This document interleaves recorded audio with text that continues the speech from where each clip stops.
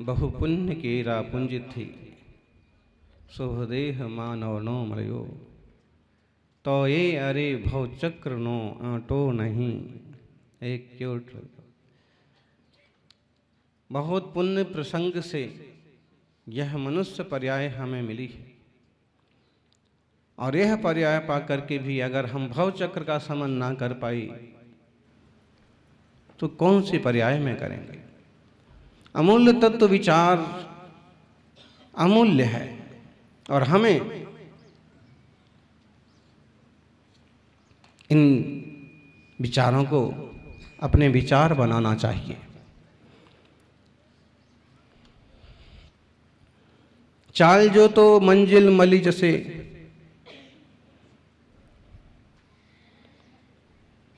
चाल जो तो मंजिल ना रस्ता मली जसे विचारो तो बधी बात नु कारण मली जसे।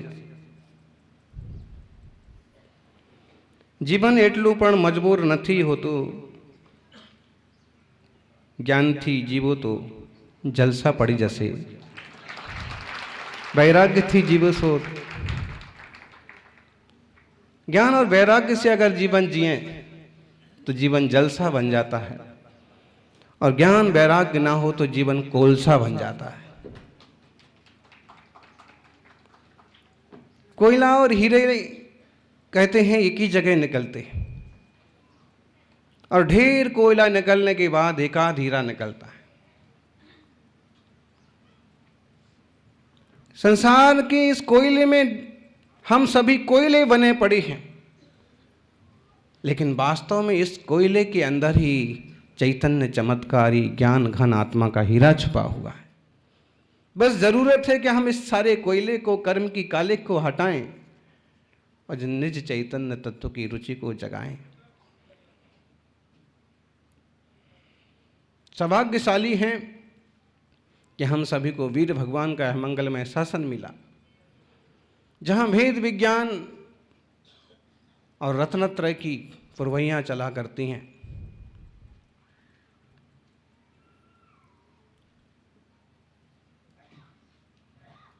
जो उन्होंने कहा हम उस मार्ग पर चलें। यह उनका अपना अनुभूत मार्ग है। अनुभूत प्रयोग औषधियों में अक्सर कर ऐसा लेबल लगाते हैं वैद्य लोग डॉक्टर लोग, अनुभूत प्रयोग, अनुभव किया हुआ है, रामबाण औषध है। डॉक्टर राजेश जी हैं भाई ये टैबलेट आप लोगे तो आपको कोरोना नहीं होगा और वो टैबलेट बताने वाले डॉक्टर को ही कोरोना हो गया। तो संसार के डॉक्टर और उनकी दवाइयां तो एक बार फेल भी हो जाएंगी लेकिन बीतरागी जिनेश्वर का बताया हुआ मार्ग कभी फेल होने वाला नहीं है क्योंकि उनका वह अपना अनुभव है कि किस ढंग से जीव, किस ढंग से आत्मा परमात्मा बनता है, किस ढंग से पवित्रता बढ़ती है, कर्म और विकारों का उपशमन कैसे होता है, आश्रव बंध से बचने का मार्ग क्या है, संभव और निर्जरा के रास्ते लग करके मोक्ष तक पहुंचने की सात तत्व की पूरी व्यवस्था है। श्रीमद जी ने 6 बातें कही हैं। कौन कौन सी 6 बातें? आत्मा 6, आत्मा नित्य 6, आत्मा कर्ता 6, आत्मा भोक्ता 6, मोक्ष 6, आने मोक्ष नो उपाय पण 6। इस सब के पीछे 6 लगाया हुआ है ना, इसका मतलब ये 6 हैं। ऐसा गुजराती में है को 6 बोलते हैं।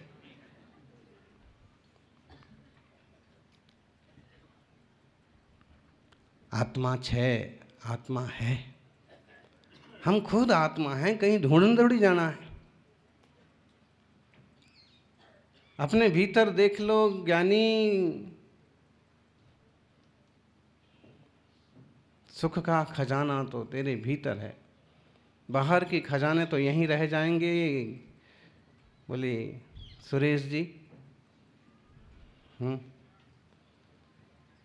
बाहर के खजाने तो यहीं रह जाते हैं। देख लो आप, अफगान का प्रधानमंत्री राष्ट्रपति भाग खड़ा हुआ, जो ले जाते बनता था वो ले गया, बाकी तो छोड़ के ही गया ना। और एक बात, जो ले जाते बनता था वो भी दूसरे देश तक लेके गया है, दूसरे भाव में लेके नहीं गया है, क्योंकि उसने धोखेबाजी की। लेकिन अगर सच्चाई से समझा जाए तो यही संसार का हाल है कि कितना भी लोग जोड़ लेते हैं, एक दिन छोड़ के जाना पड़ता है। जाता है साथ में ज्ञान घन चैतन्य स्वभाव, या फिर जो हम अच्छे बुरे कर्म करते हैं वो कर्म। देवशास्त्र गुरु की आराधना के पीछे एक सीधा सा लक्ष्य है कि जीवन अशुभ में तो ना जाए। अशुभ के तो बहुत सारे कारण तैयार हैं, विषय कसाओ गाढ़ो दुस्सुदी दुच्चित्त दुठ गोठी जोदो ओमुग उग्गो उमग्ग परो, कितने सारे कारण हो सकते हैं। और आज तो एक मोबाइल ले लो बस अशुभ के लिए, और कुछ अलग से ढूंढने के लिए जरूरत नहीं। एक ऐसा यंत्र है, अच्छा इसके बल पर कोई समझदार है तो थोड़ा शुभोपयोग में भी यूज कर सकता है, जैसे ये कर रहे हैं। अशुभ के बहुत सारे उपाय हैं, बहुत सारे साधन हैं, बहुत सारे कारण हैं, और जीव अनादिकाल से विषय आदि में पड़ा हुआ है, इसकी रुचि भी वही है।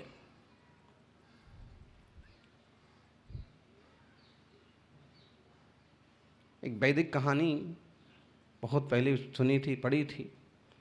गांव में, गांव से संबंधित इसको बनाया है कि विष्णु जी और लक्ष्मी जी दोनों में आपस में बातचीत चल रही थी। विष्णु जी ने कहा कि धर्म का बोलबाला है, लोग धर्म और सत्य को, ईमान को सम्मान देते हैं। लक्ष्मी ने कहा कि नहीं जी, धन का सम्मान होता है।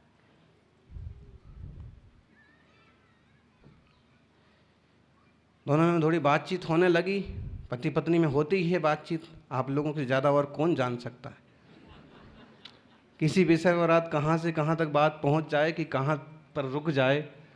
अगर वो धर्मात्मा जीव हैं तो वह भेद विज्ञान तक पहुँच सकती है, और वैसी बुद्धि नहीं है तो झगड़े तक भी पहुँच सकते हैं।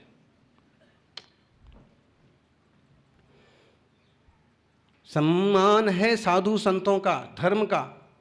लक्ष्मी ने कहा कि प्रैक्टिकल करके देख लो।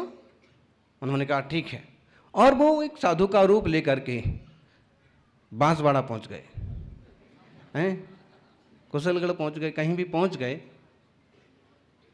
और जैसे उनका एक अच्छा सा प्रवचन हुआ तो गांव के सेठ ने कहा कि बिल्कुल आप तो हमारे यहाँ रहिए और आप प्रवचन करिए, लोगों का धर्म का मार्ग बताइए, और हमारा बहुत अच्छा उद्यान है, बहुत बढ़िया बाग है। उन्होंने कहा देखो भाई, मैं ठहरा सन्यासी, मैं किसी के घर में नहीं ठहरता, जहाँ मैं ठहरूंगा वहाँ बहू बेटियाँ महिलाएं आना नहीं चाहिए, ऐसा कुछ विलासतापूर्ण कुछ नहीं होना चाहिए। हमारा बगीचा है ना, एकदम साफ सुथरा सुंदर, बिल्कुल अंधेश्वर जैसा, आराम से आप कोबा जैसा आराम से रह सकते, वहाँ इस टाइप का कोई प्रपंच नहीं है। ठीक है, एक दो दिन बीते नहीं कि लोग जुड़ने भी लगे, लेकिन थोड़े तो लोग जुड़े ही नहीं कि दो चार दिन बीते, तब तक जी साधु बन के आए थे। वहाँ लक्ष्मी जी एक भीख मांगने वाली या महिला का रूप बना करके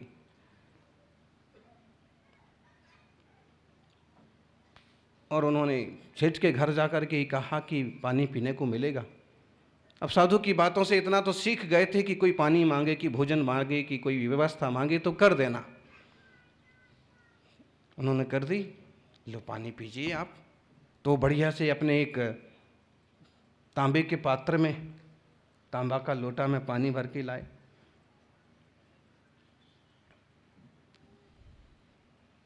स्वास्थ्य के लिए लाभदायक होता है तांबा का रखा हुआ पानी पीना चाहिए, प्लास्टिक में भरा हुआ नहीं, प्लास्टिक का पानी नहीं पीना चाहिए। कैंसर तक के लिए जिम्मेदार है प्लास्टिक। तांबे का लोटा, उन्होंने कहा ना आपका लोटा नहीं चाहिए, हमारे पास पात्र है। और उन्होंने अपनी झोली में से निकाला एक पात्र, चांदी का कटोरा। सेठ को आश्चर्य हुआ कि इनके पास ऑलरेडी चांदी का कटोरा है, फिर भी। और ठीक है, क्या करना होगा, किसी ने दिया होगा, दे दिया उसमें पानी, और पानी पिया और यूं चांदी का कटोरा यूं फेंक दिया। सेठ को बड़ा अचरज लगा कि तो आपने एक कटोरा फेंक दिया, इतना कीमती। उन्होंने कहा कि मैं एक बार ही एक पात्र का उपयोग करती हूँ, चांदी का हो कि सोने का हो, दोबारा उसको यूज नहीं करते। सेठ ने विचार किया फिर कि आप यहाँ रहो, रोज दिन में 10 बार पानी पियो,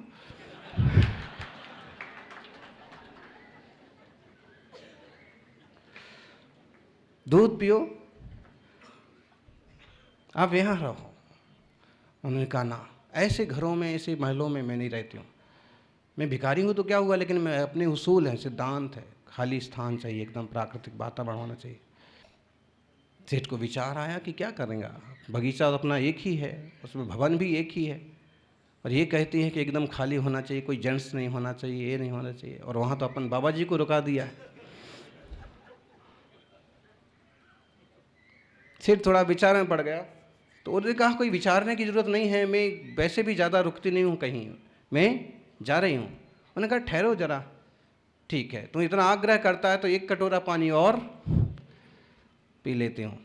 एक कटोरा पानी और पिया, और एक फिर चांदी का कटोरा यूँ पानी पी के फिर फेंक दिया। सेठ ने सोचा अगर ये अम्मा यहाँ रुक जाए ना तो चांदी चांदी थई जैसे। ध्यान रखना, संसार के पीछे लगने से चांदी चांदी होती है, तो धर्म के पीछे लगने से सोना सोना होता है। वो समझ नहीं पाए उतना, और उन्होंने क्या किया कि पक्का कर लिया कि अब महाराज को कहते हैं कि महाराज जी आप तो अब चतुर्मास पूरा हो गया है और आप अब है, आपको हमने आराम से 5-7 दिन रुकाया है, आपका बढ़िया प्रवचन लोगों ने सुना है, खूब धर्म लाभ हो गया, और अब आप दूसरे गांव में प्रभाव न करने के लिए। महाराज चक्कर में पड़ गए कि मुझे आज पूरे 5 दिन तो हुए नहीं, और ये मामला क्या है। तो उन्होंने देखा कि वही इनको यहाँ रुकाना है और आप पधारिए। अब बड़ा पट्टा लगा।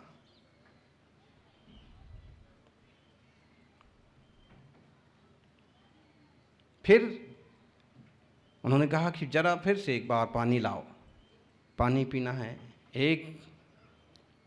फिर एक कटोरे में पानी लिया, पानी पिया और कटोरा फेंक दिया। उतना देख करके विष्णु जी को समझ में आ गया कि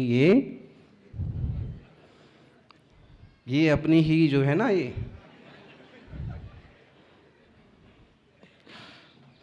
माया देवी है, लक्ष्मी है।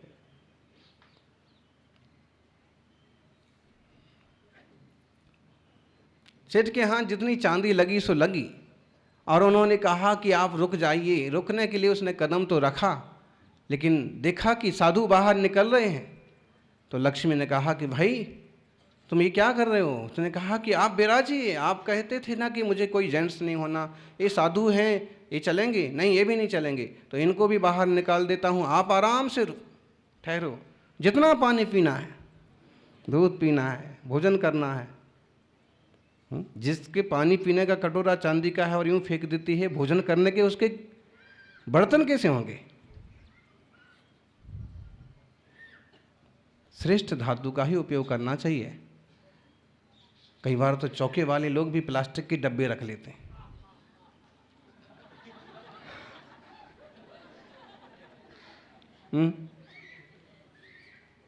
आप तो विराजिए। लक्ष्मी जी ने थोड़ा सा ऐसे ही रोष दिखाया कि तुम धन के पीछे धर्म का अपमान करते हो, हम जा रहे हैं। दोनों वहां से निकल गए, और जब अपनी जगह पर पहुंचे तो लक्ष्मी जी ने कहा समझ में आया दुनिया में किसकी कीमत है। जब तक अज्ञान है, मोह है, माया है, तृष्णा है, तब तक धर्म की कीमत नहीं हो सकती है। धन की कीमत ज़्यादा होती है। लेकिन इतना तो निश्चित है कि धन किसी के साथ जाता नहीं है, धर्म हमेशा साथ निभाता है।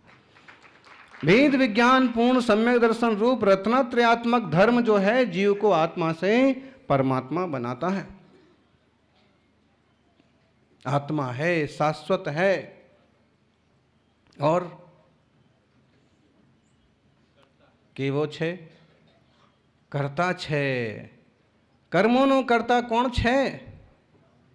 अगर हम एकदम द्रव्यार्थिक नए या नए विवक्षा को भूल करके यही कहें कि मैं तो शुद्ध आत्मा हूं, निरपेक्ष शुद्ध आत्मा हूं, तो कहेंगे ना, ऐसा नहीं, निरपेक्ष नहीं, सापेक्ष। ये विवक्षा बस कह सकते हैं द्रव्यार्थिक नए से कि मैं शुद्ध आत्मा छूं, हूं सिद्धात्मा छूं, गायक छूं। कर्मोपाधि निरपेक्ष शुद्ध द्रव्यार्थिक नया, वो विवक्षा ठीक है, क्योंकि एक वस्तु में अनेक धर्म हैं और किस धर्म की अपेक्षा से आप कथन कर रहे हैं वो नए स्वीकार करता है। और एक बात है कि दृष्टि का विषय भी यही बनेगा, जो वस्तु का एक्चुअल रियल शुद्ध स्वरूप है वही दृष्टि का विषय बनेगा। लेकिन जब कथन आदि होगा, जब वो प्रयोग आदि होगा, व्यवहार होगा, तो आपको नयों का उपयोग करना ही पड़ेगा। जब तक आत्मा अशुद्ध है तो ये सब पर्याय हो रही हैं, नए शरीर मिल रहे हैं, नई तरह की वृत्तियां हो रही हैं,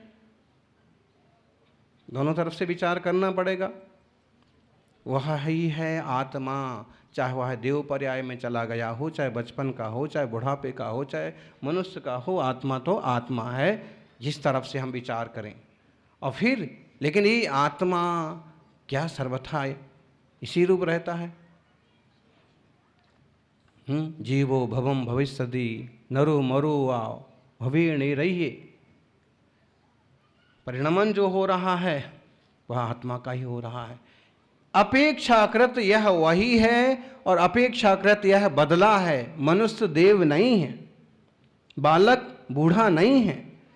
पर्यायों की अपेक्षा से चेंज, द्रव्य की अपेक्षा से द्रव्यता, चूंकि एक द्रव्य में ही उत्पाद व्यय द्रव्य होता है।